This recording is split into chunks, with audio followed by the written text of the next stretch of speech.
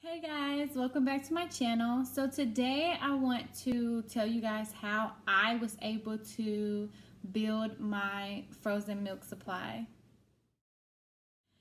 So first things first, bring your pump to the hospital with you on the day of delivery. So I didn't know this at first. I showed up to the hospital without my pump, and the lactation consultant at the hospital, she called to set up an appointment and asked if I had my pump. So my husband had to go all the way back home to get my pump. This is an amazing thing to do because your lactation consultant at the hospital actually teaches you how to use your pump and whether or not the flange that goes around your nipple is actually the right size, because that's very important.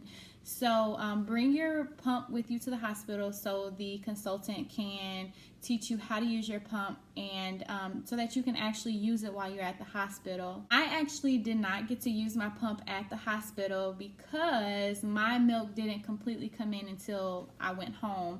But some people's milk actually starts coming in right when the baby's born, or even before. Some moms start leaking before they even have the baby. So having that there with you, you'll be able to pump and have milk for dad to feed the baby, or milk that you can take home with you and freeze. The next one is to start pumping immediately. So once you get home, you want to start pumping. You don't want to wait until, a couple months after your baby's born. You don't want to wait. You want to start pumping immediately and freezing that milk. You want to pump after each feeding, because when your baby starts eating, your baby only is eating a couple ounces at a time. When you get home from the hospital, you are engorged. Your boobs are so engorged, so you have so much milk in there, and the baby's not drinking all of that milk. So use it. So pump after each feeding, and you'll be surprised how much milk you'll actually get. It's great. And then you can just freeze that milk. What I did was, after each feeding, I would separate the milk. I would separate the milk that I'm going to save for dad to feed later on, and then the rest of that milk I would automatically freeze. No questions asked. I would freeze it. So the third thing is getting up in the middle of the night to pump. This was the worst thing ever for me, because your baby's finally asleep, you're exhausted, and can you guys hear her? She's over here laughing at me.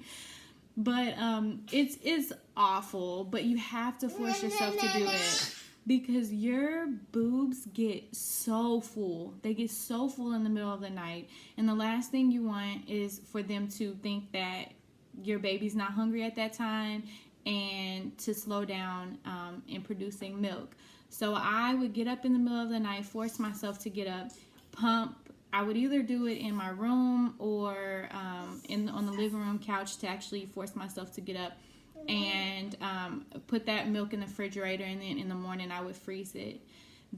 It really takes a lot of effort and motivation to really get up in the middle of the night, because I'm telling you guys, it's awful just being so exhausted as a new mom, but you gotta do it. So do it, because that's where you get most of your milk. Teas. So the fifth way is to start drinking lactation teas, lactation cookies. I personally didn't do it because I was making enough milk that my baby was satisfied after feedings, and then I would have enough afterwards. So I didn't start doing it until later on, when she was older and started eating, and so then she was breastfeeding less. So that is when I started doing the lactation cookies. But I do know other moms that started drinking lactation teas and eating the cookies earlier in it. So whatever you want to do, if you're not producing enough, then you can go ahead and try it out and see if it works best for you.